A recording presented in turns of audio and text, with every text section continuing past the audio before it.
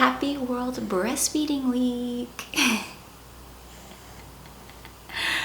So in honor of World Breastfeeding Week, I wanted to talk about a few things that I think are very essential to know before you start breastfeeding if you've never breastfed before. Since this is my second time around, and I've spoken to so many different moms about this, and I've looked into the research as well, the pre-existing data.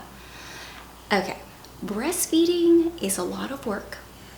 You actually burn a plethora of calories when you do, so you're going to be hungry very often. So it's great to have lots of granola bars, and you're going to be very thirsty. So if you're traveling, travel with like a water bottle or water canister. Have that handy. The breastfeeding experience is different and unique. So what you may have experienced with one child may be completely different with the other. Another thing to keep in mind, all lactation consultants are not made the same. They do not operate the same. It's very important for you to find the right one that connects with you to get you that right kind of support.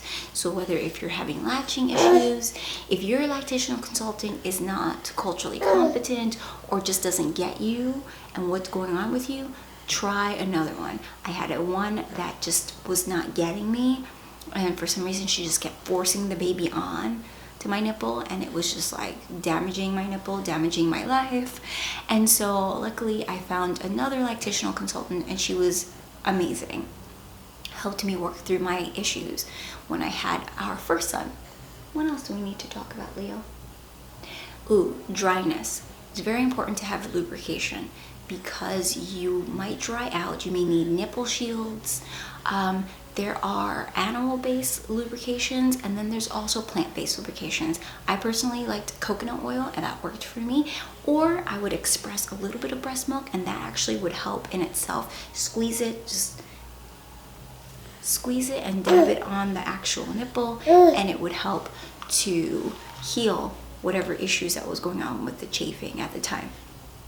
You're gonna need lubrication down there if you plan on being involved with your partner at all, because when you breastfeed, it actually dries you up down there as well. So keep that in mind. Shirts, accessibility. When you're breastfeeding, you want to I wear basically v-necks or button downs because it's easy. Nursing bras are very essential as well. I keep it very simple. I love the Hanes nursing bra because it's just simple. It detaches very easily, and it's comfortable, and it's very lightweight material. I don't need all that extra padding, especially not right now. You may be uneven with your breasts. One side may produce more milk than the other.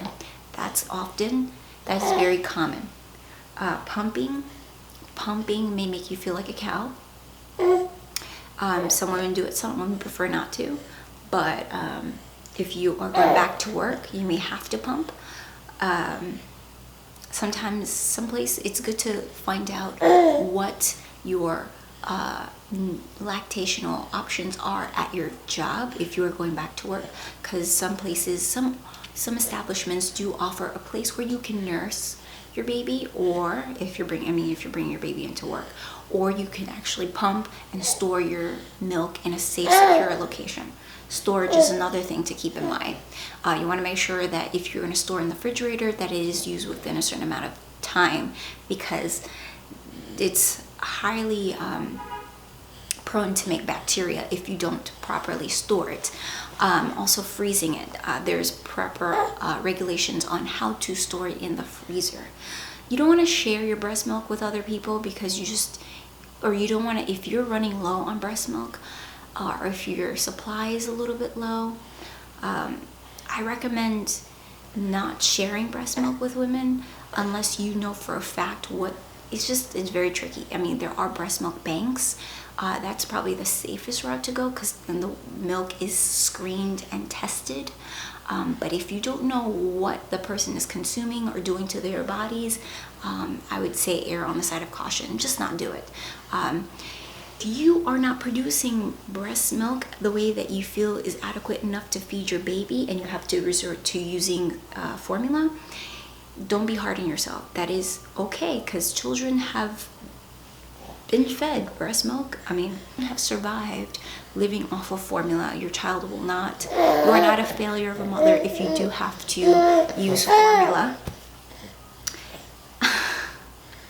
If you can breastfeed, there are tremendous benefits for you and the baby. You can actually shed a lot of weight.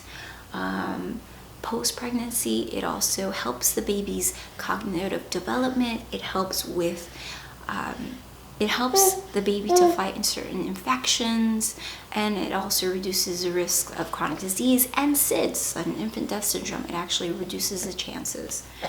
Another thing to think about is not everyone will be fully accepting in society of breastfeeding. So I carry a baby carrier, a baby cover, my baby Olay, because some people just culturally may not understand it. There may be also some people of religious backgrounds who may find it appropriate to, even though this is something completely natural and we've been doing this since we've existed, just keep that in mind, that some people may not be open and accepting of the fact that you have to nurse your baby.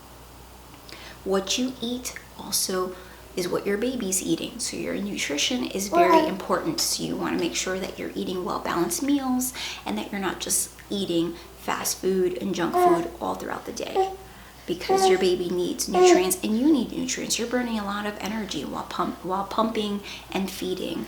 So make sure that you load up on the nutrients.